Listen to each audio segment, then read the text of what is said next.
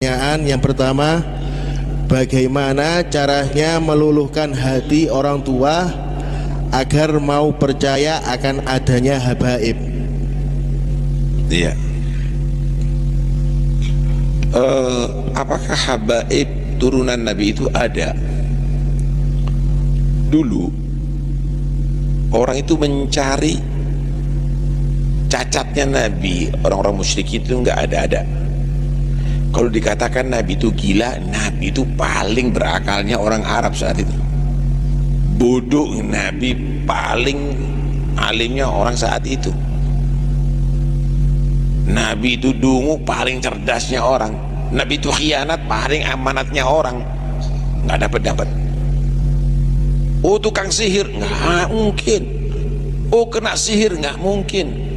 Cari, ada yang nyeletuk. Oh, al-abtar, orang yang nggak punya turunan. Nabi itu nggak punya turunan. Akhirnya turun ayat inna a'tainakal kautsar fasalli lirabbika wanhar inna syani'aka wal abtar. Inna a'tainakal kautsar, sesungguhnya aku Allah memberikan kepada kamu wahai Muhammad al-kautsar. Ada mengartikan al-kautsar adalah kebaikan yang sangat banyak, al-khairul katsir. Termasuk al-khairul katsir yaitu telaga Nabi yang ada di mahsyar nanti, yang ada di akhirat nanti, yaitu disebut al-kautsar. Namanya telaganya Nabi namanya al-kautsar. Ada menyatakan al-kautsar yaitu az-dzurriyyah al-katsirah, turunan yang banyak.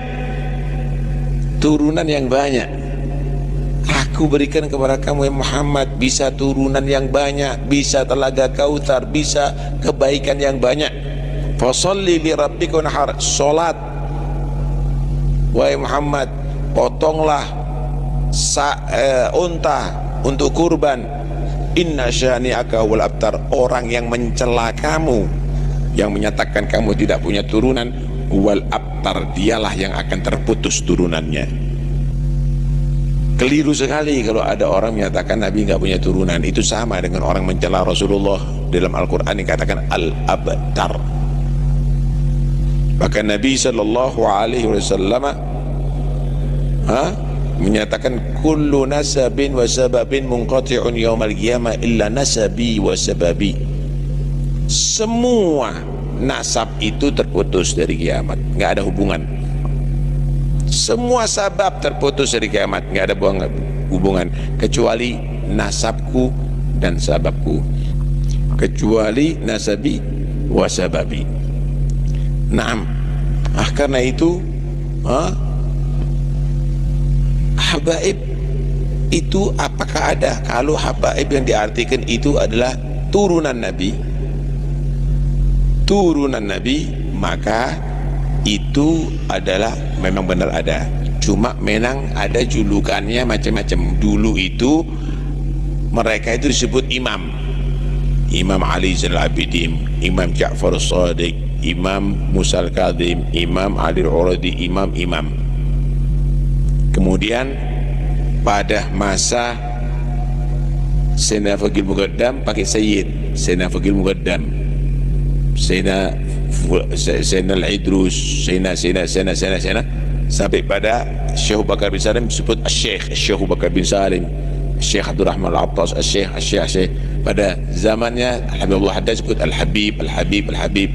Ada yang ditulis Sayyidina Hasan disebut Asy-Syarif. Itu istilah. Dalam ayat yang lain juga Allah berfirman, "Qul la as'alukum 'alaihi ajran illa al-mawaddata fil qurba." Katakan aku tidak meminta bayaran dalam misi risalah dan nubuat ini wahai Muhammad kepada umatmu, kecuali kamu membalas cinta kepada kerabat. Cinta kepada kerabat Nabi adalah bukti cinta kepada Rasulullah. Ahibbullah lima yaghdukum min ni'amih wa ahibbuni lihubbillah wa ahibbu ahla baiti li hubbi, cintailah Allah karena Allah yang banyak memberikan nikmat kepada kamu. Cintai Nabi Muhammad sebagai bukti cinta kepada Allah, cintai ahlul bait Nabi Muhammad sebagai bukti cinta kepada Nabi Muhammad sallallahu alaihi wa alihi wasallam. Wah, banyak sekali hadis-hadis dari itu, banyak sekali. Karena itu jangan sampai kita menjadi orang yang tidak percaya ada turunan Nabi dan tidak cinta kepada Nabi. Hadisnya banyak, bahkan pernah satu saat Nabi SAW berjalan menuntun Sayyidina Hasan, Sayyidina Husin melewati sahabat. Kemudian Nabi menyatakan, man ahabbani wa ahabba hadaini wa abawaihima kana fi jannati yaumal qiyamah.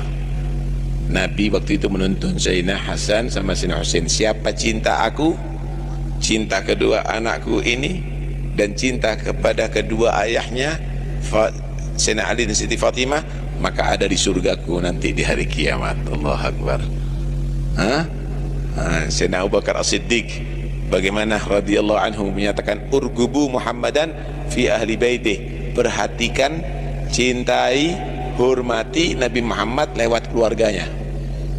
Anda nggak menangi Nabi, tapi Anda bagaimana cara berkhidmat kepada Nabi? Bagaimana mengungkapkan cintanya kepada Nabi? Lewat keluarganya. Lewat keluarganya. Saudara, kadang-kadang kita ini cinta sama guru, kita rawat ayamnya guru, kita perhatikan ayamnya guru, kita bersihkan kandangnya ayamnya guru. Sebetulnya bukan khidmat sama kandang, itu adalah bentuk khidmat kepada guru. Kalau ini ayam sebagai bukti khidmat kepada guru, ini yang ditinggalkan oleh Nabi bukan ayam, anak cucunya. Anak cucunya. Maka inilah yang diajarkan oleh Ahlul Bait Rasulullah. Panjang sekali kalau kita ceritakan bagaimana para sahabat menghargai Ahlul Bait Rasulullah sallallahu alaihi wasallam, bagaimana para ulama al-amilin menghargai keluarga Nabi sallallahu alaihi wa alihi wasallam. Ada ya, mereka ada. Gimana caranya suami tidak bisa mengerti? Yaitulah, ya mudah-mudahan dibuka hatinya, tapi tetap aja didoakan, bahwa Ahlul Bait itu ada, didoakan hati suaminya terbuka, mudah-mudahan insyaallah menjadi pecinta Ahlul Bait. Tapi secara garis besar thariqah Ahlul Bait adalah tidak boleh mencari muhibbin, tapi kita harus bermuamalah kepada manusia dengan baik, walaupun kepada mubghidin, orang benci kepada kita. Allah, Ibu Gubernur, insya Allah Jawa Timur aman makmur, seperti kayak zaman Sabak, sinten ratu ini, kerajaan Sabak ini, sinten itu. Demikian itu Sabak itu sama Bilqis dipancing-pancing angeleran. Hadirin hadirat rahmatullah, dalam langsung matur begitu pentingnya penguatan pendidikan pesantren. Saya kebetulan nggih tiang sekolahan, nggih tiang pesantren, merasakan dua-duanya. Yang benar-benar mewarnai kepribadian kami, membentuk kami, itu ya pendidikan pesantren itu. Ada sedikit banyak perbedaan antara pendidik, wadah yang kelewatan. Ketua DPR Jawa Timur, Yun Sewu, kok lali konco dewe ini. Terus ada Ketua PCNO Gerahadi, yang Pak Jazuli. Pulau Wangsul Malih, Bapak Ibu rahmatullah, kalian pesantren satu bersanad. Yang kalau pendidikan agama di luar pesantren bisa bersanad, bisa tidak. Kalau pesantren NU mesti bersanad, karena punya rumus man ta'allama biduni syaikhin fasyaitanu syaikhu. Siapa yang ngaji tanpa guru, gurunya setan. Maka kiai pondok nggak berani ngajar sebelum berguru. Apa yang diajarkan mesti kitab yang pernah diguruk nih, dan terus begitu. Makanya ngaji ke kiai pesantren jamin bersanad sampai Rasulullah Sallallahu Alaihi Wasallam. Sementara di luar tradisi NU, kadang cukup baca Google, kadang cukup baca majalah, lalu disampaikan. Nah, sudah diedit apa belum ya nggak tahu. Namanya Google juga. Yang menulis itu amanah apa nggak tahu. Yang menulis itu rajin bangun malam apa enggak, ya nggak tahu. Namanya Google juga. Maskuk fih dalam hal sihhatus sanad. Kalau pendidikan di luar pesantren. Yang kedua, Bapak Ibu rahimakumullah, kitabnya asli. Maaf, Mbah Fakih Mas Kumambang menulis kitab An-Nusus Al-Islamiyah yang ditakrid oleh Mbah Maimun, ditakrid oleh Mbah Aziz Masuri, ditakrid juga oleh Syekh Ulwan Al-Hasani, Australia. Pada halaman 12 menuturkan bahwa pendiri Wahabi itu berguru kepada Jeffrey Hamper. Dia jasus Al-Mustakmiratil Britania, intelijen mata-mata dari kerajaan Inggris, beragama Yahudi. Pendiri Wahabi Muhammad bin Abdul Wahab, menurut kitab yang ditulis Mbah Fakih Mas Kumambang, itu dia berguru pada orang Inggris mata-mata, namanya Jeffrey Hamper. Lalu halaman 14 dituturkan Wahabi melakukan pembunuhan massal, termasuk para qori, para hafid, para ulama banyak dibunuh. Makamnya ulama banyak digusur, termasuk sahabat syuhada. Yang mati makamnya digusur, yang hidup dibunuh, kitabnya dirampas. Ada ribuan sahih Bukhari, Muslim, tafsir, fikih, macam-macam, dirampas, lalu dimusnahkan. Kemudian mereka tulis terbit kitab baru, dan sama-sama kita tahu ada beberapa perubahan. Beberapa tulisan di tafsir Ibnu Katsir ada perubahan. Beberapa kalimat di tafsir Sawi ada perubahan. Dan yang lain-lain. Di kalimat di kitab Kasful Khofa ada perubahan-perubahan. Nah, kami enggak mengatakan Timur Tengah dirubah semua. Tapi ada beberapa kitab yang dirubah oleh tangan jahil Wahabi. Itu membuat kita ragu. Kalau ngaji ke Timur Tengah yang non Ahlus Sunnah wal Jamaah, jangan-jangan diajak ngaji Bukhari, tafsir, tapi sudah dirubah-rubah. Nah, masyayikh Indonesia sarang kitabnya asli, Tebuireng kitabnya asli, Ploso Lirboyo kitabnya asli, Sidogiri kitabnya asli. Dan saya kebetulan, karena saya alumni Muhammad bin Saud, saya punya Bukhari yang versi sana, saya tentu juga punya Bukhari yang versi Indonesia. Sugeng rawuh, mungkin 2-3 menit lagi kadung matur nih. Allahumma sholli ala sayyidina Muhammad. Apa kelebihan mondok ngaji di kiai-kiai Indonesia? Satu, bersanad. Kalau bersanad, keterangannya dari gurunya, gurunya dari gurunya, gurunya dari gurunya, insya Allah nggak menyimpang. Yang kedua, kitabnya asli. Yang kalau ngaji di sana, murid nggak tahu kitabnya asli apa enggak. Jenengan monggo silahkan ngaji ke Lirboyo, silahkan ngaji ke Sarang, ke Lasem, ke mana-mana. Itu masyayikh sepuh pakai Bukhari lawas, masyayikh sepuh pakai Ihya yang lawas. Dan penting sekali kiai ngajar pakai kitab lawas. Sopo ngerti murid tuku kitab anyar yang beberapa kalimatnya dirubah. Ada kesempatan taswib. Itu kelebihan ngaji kepada kiai Indonesia. Lah yang konyol wis murid kitab anyar, gurune kitab yo anyar pisan. Kitab sing dicekel murid ada perubahan. Lah kitab sing dicekel guru juga ada perubahan pisan, podo gak weruhe, kan konyol. Maka menurut kami mantapkan ngaji dulu di ulama-ulama Indonesia. Baru setelah itu monggo bolehlah ke Saudi. Baru setelah itu monggo bolehlah kemana-mana. Untuk menjaga nih, siapa tahu kitab yang dibaca di sana beda dengan kitab yang dibaca di Tambak Beras, di Tebuireng, di Tanyar, Ploso, Lirboyo, Sarang, Mriki. Dan kalau ternyata beda, maka pastikan yang kita ikuti kitab-kitab yang disampaikan oleh masyayikh Indonesia, bukan masyayikh Umul Qura, bukan masyayikh sana. Kan kenapa? Karena yang tidak terjangkau tangan jahilnya Wahabi Itu kitab-kitab yang diselamatkan Allah di pondok-pondok Nusantara. Ini kelebihan kedua mondok di Indonesia. Allahumma shalli ala sayyidina Muhammad. Kelebihan ketiga, Mbah Yai ini asli Jawa. Mbah Yai itu asli pribumi. Mbah Yai itu asli Nusantara.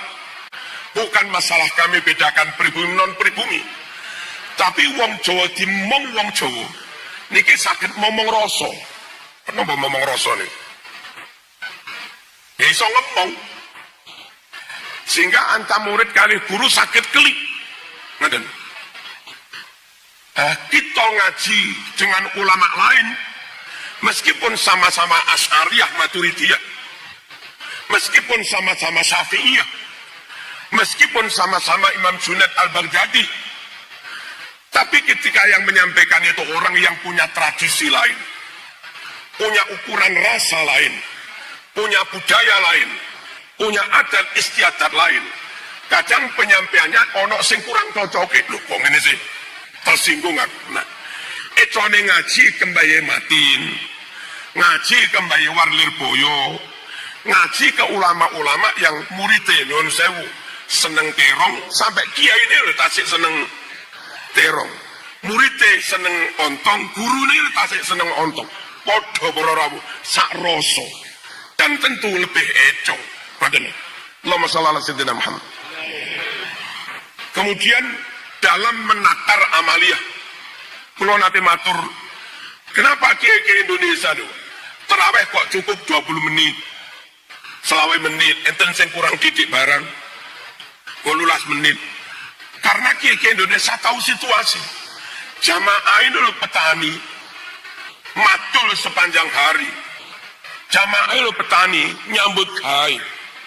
Lek tak imami terawih dawa-dawa menit kapok. Besok nggak mau terawih. Sementara Nun Sewu, Madinah, Makkah, niku jamaah terawih itu jamaah umroh.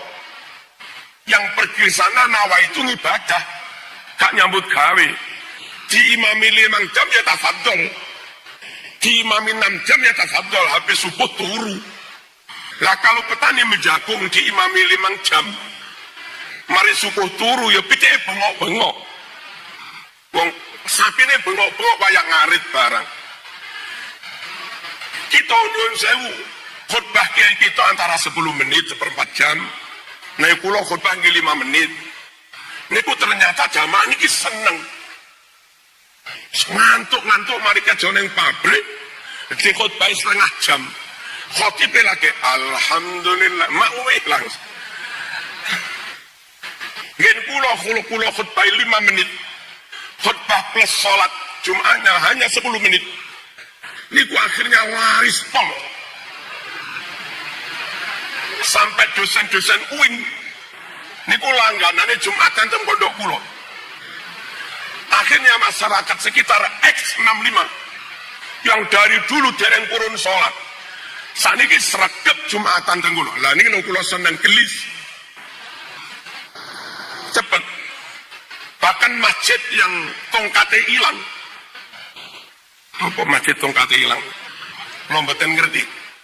Masjid yang beduknya hilang. Itu pun sekarang boleh rong sopi kangelan. Karena jamaah pilih sing 5 menit nih gua. Kenapa? Niku econe dibimbing kiai pribumi piyambak. Ngerti, kami tahu apa yang kamu mau.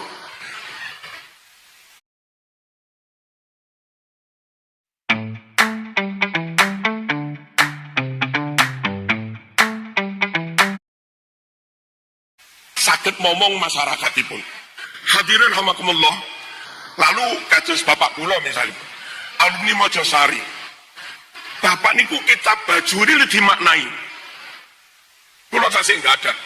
Itna ini dimaknai. Padahal aslinya enggak dimaknai lho sakit. Napa? Niki riwayat Marzuki, niki sanad Marzuki. Guruku lek maca ngene iki ya tak tulis ngene. Guruku mbiyen maringi keterangan ngene ya tak lek ngene, ditulis pinggir. Begitu rawatnya mas saya kita terhadap sanad, sampai apapun dawe kiai niku ditulis, makna dari kiai ditulis. najan dhek dhewe pomora ditulis ya wis iso. Insyaallah ngaji dengan masyayikhuna sanadnya dijamin muttasil dan kitabnya dijamin asli plus yang terakhir insyaallah barokah. Kenapa barokah? Ada ijtima. Wau kula didhawuhi kalih Kiai Kikin. Lung Kiai Jawa niku Kiai Marzuki. Dadi bae napa besanan Kiai. Nggih. Kok diceritani sing ampel iki besanan karo iki. Kula mboten pate paham. Niki besanan iki karo tebu ireng ngene. Wis ngono. Ternyata kita diku ngaji ke pondok kono-kono. Bukan ngaji kepada orang lain.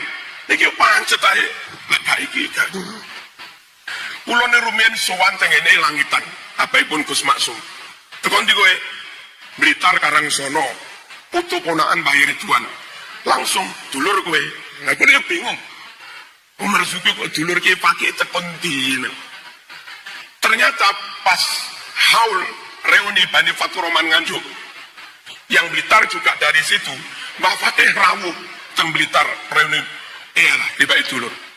Terus tiba tasik dulur kali Mbah Khalil Murno. Ataupun Moros Bae Gus Kausarno. Sing punya Jamilah.